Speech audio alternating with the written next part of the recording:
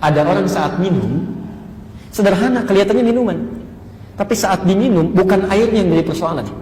Yang jadi persoalan ketika diminum bismillah, kalimat itulah yang mengantarkan setiap hirupannya menjadi ibadah, dicatat menjadi pahala.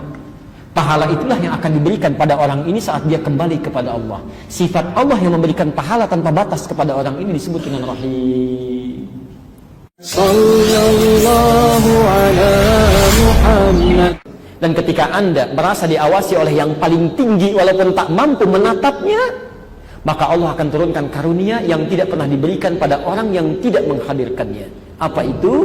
Ar-Rahman plus Rahim.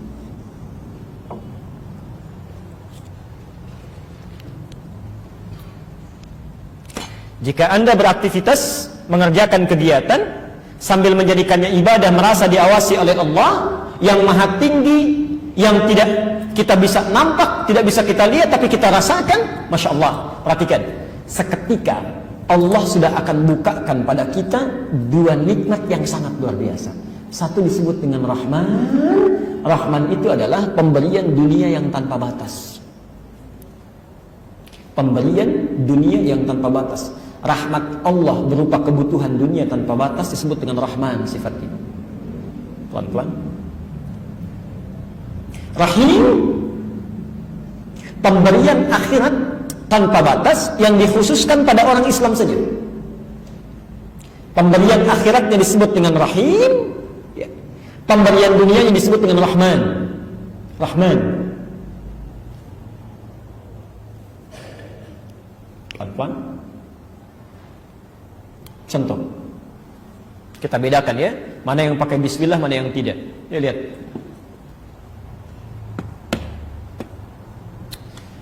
Seorang mau minum, dia bacakan bismillah. Dia rasakan Allah sedang mengawasinya. Dia rasakan Allah ridha dengan apa yang dia minumnya. Maka ketika dia mengucapkan bismillah, Allah turunkan sifat rahmannya. Turunkan sifat rahmannya. Maka minuman ini dari sisi dunia tidak sekedar membuat dia, menghilangkan rasa hausnya, tapi diturunkan keberkahan dari minuman yang telah dia gunakan itu, telah dia minum itu. Ya. Apa bentuk keberkahannya? Jadi Allah itu kalau sudah suka dengan seorang hamba, yang diberikan bukan banyaknya, tapi berkahnya. Ingat ya, kalau Allah sudah senang dengan seorang hamba, yang diberikan bukan banyaknya, tapi berkahnya. Contoh, ada orang meningkatkan takwa misalnya. Ya, takwa itu jenisnya bisa sholat, ya, bisa infak, bisa baca Quran. Dzalikal kitabu la raiba fihi hudan lil muttaqin. Siapa muttaqin itu? Alladzina yu'minuna bil ghaibi wa yuqimunas shalah, wa mimma razaqnahum yunfiqun, infak ya. Ya. Misal, ada orang rajin sholatnya, orang cuma sholat fardu saja, ini tambah sholat sunnah.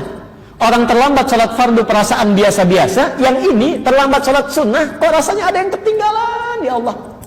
Maka Masya Allah, pada orang seperti ini Allah bukakan pintu keberkahan di langit dan di bumi. Quran surah 7 ayat 96 itu. Walau anna ahlal qura amanu wattaqau lafatahna alaihim barakatin minas sama' wal ardh. Dibuka. Kalau sudah dibukakan pintu rahmat, pintu keberkahan, maka perhatikan.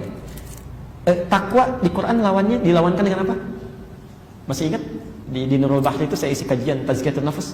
Lawan dari takwa apa? Fujur, nafsu. Ya. Fa'alhamaha fujuraha wa taqwaha. Nama lain dari fujur itu nafsu. Ya. Takwa terulang 115 kali dalam Al-Quran. Nafsu terulang 115 kali dalam Al-Quran. Perhatikan, sifat minum yang melekat keberkahan di dalamnya karena takwa, merasa diawasi Allah, dengan karena nafsu. Kalau orang cuma minum saja, tidak merasakan disertai oleh Allah, maka faidah minum ini cuma menghilangkan haus, tapi tidak menutup nafsu. Selesai minum, keluar dari sini, lihat jus alpukat, pengen. Habis minum jus alpukat, baru geser sedikit, lihat jus naga, pengen. Ya. Masya Allah. Begitu gerak sedikit lagi, lihat es buah, pengen. Uangnya nggak cukup. Balik lagi mau minta pinjam teman. Begitu sudah pinjam uangnya, datang ke sana. Allah, es buahnya sudah nggak ada. Kepikiran sampai malam. Ya. Mau tidur masih dibahas juga. Pak, tahu nggak tadi mama mau beli es buah? Nggak ada. Sampai tidur pun keinget juga misalnya. Itu nafsu itu. Karena nafsu beda dengan setan ya. Kalau setan yang penting maksiat, itu sifat setan. Kalau nafsu tidak, yang penting harus didapatkan. Ada orang misalnya mau mencuri, nggak jadi karena dengar azan. Kata setan, gak usah mencuri, lempari saja rumahnya. Nggak jadi melempar, jangan lempar, coret-coret saja. Yang penting maksiat. Tapi nafsu tidak. Kalau sudah menginginkan sesuatu, itu harus dapat tuh nafsu. Makanya ibu kalau belanja ke mall, lihat baju, pengen yang itu aja, itu nafsu sedang berkembang itu. Bapak juga sama, pengen misalnya satu makanan macam-macam, pengen yang itu aja, itu nafsu berkembang. Yang berbahaya, setan menunggangi nafsu, itu bahaya. Itu paling berbahaya. Hati-hati. Nah, orang yang tidak menyertakan Allah, itu keberkahan nggak ada, segala pengen, padahal minum sudah. Tapi kalau Anda sertakan nama Allah di situ, Bismillah, sifat Rahman diturunkan, maka diberikan keberkahan di situ. Cukup. Nafsu nggak berkembang, jadi kalau takwanya naik, nafsu ditekan. Tak. Sifat orang-orang yang dalam makannya, minumnya, bekerjanya menyertakan Allah, maka akan dijaga oleh Allah seluruh kebutuhannya. Keinginan tidak banyak, sehingga beban hidupnya itu tidak bertambah.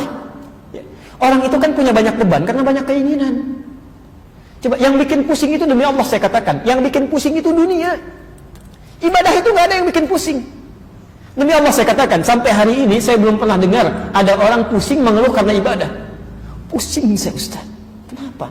Kenapa ya sholat subuh cuma 2 rakaat sampai hari ini? Pusing saya. Nggak ada. Nggak ada orang pusing karena sholat, nggak ada. Aduh, pusing saya. Kenapa? Saya bingung kenapa sih harus Al-Fatihah terus yang dibaca dalam sholat. Nggak ada yang begitu tuh.